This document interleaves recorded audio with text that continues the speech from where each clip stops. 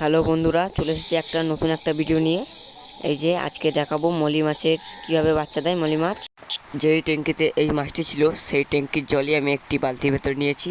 তোমরা চাইলে অ্যাকোরিয়াম বা অন্য কোনো পাত্রে রেখেও বাচ্চা সংগ্রহ করতে পারবে। স্ক্রিনে যেই মলি মাছটি দেখা যাচ্ছে সেটি একটি প্রেগনেন্ট মলি মাছ।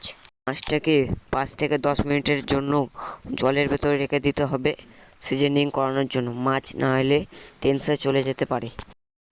এই যে মাছটাকে আমি এখন ছেড়ে দিচ্ছি জলের ভেতরে, সিজনিং হয়ে গেছে। তোমরা দেখতে থাকো।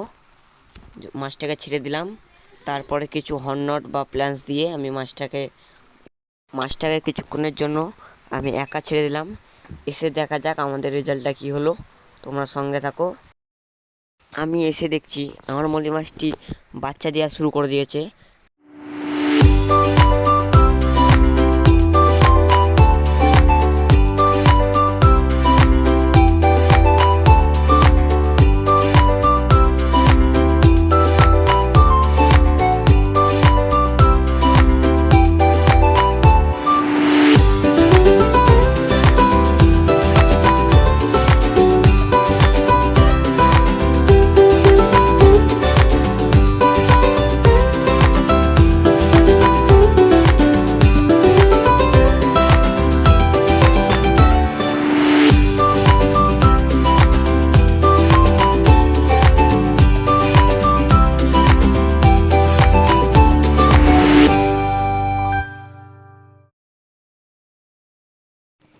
এই যে মলি মাছের বাচ্চাগুলো আমি হাতা দিয়ে সংগ্রহ করে একটি কাচের মগের ভেতর রেখে দিলাম।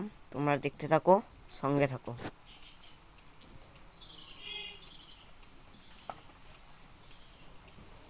বাচ্চাগুলো কি অ্যাগ্রেসিভ হয়ে গেছে।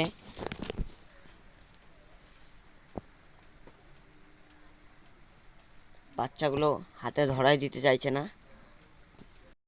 হাতা দিয়ে এখন সব বাচ্চাগুলো আমার তোলা হয়ে গেছে। হাতা দিয়ে ধরাই দিচ্ছে না বলে আমি একটু হাতেরও কাজ লাগালাম, হাত দিয়েও ধরে নিলাম বাচ্চাগুলো।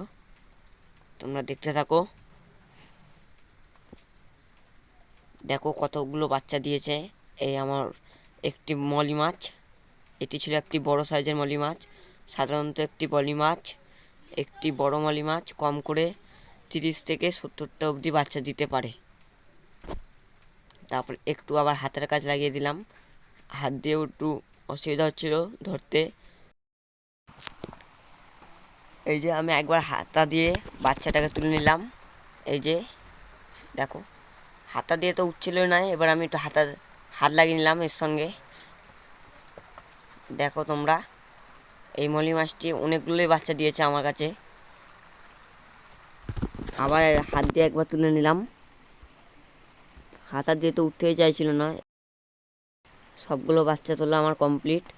এবার মেন ট্যাঙ্কে আমি ছেড়ে দিলাম বাচ্চাগুলোকে। এই যে তার আগে কিছুক্ষণ আমি বাচ্চাগুলোকে সিজনিং করে নিলাম। তোমরা দেখতে থাকো।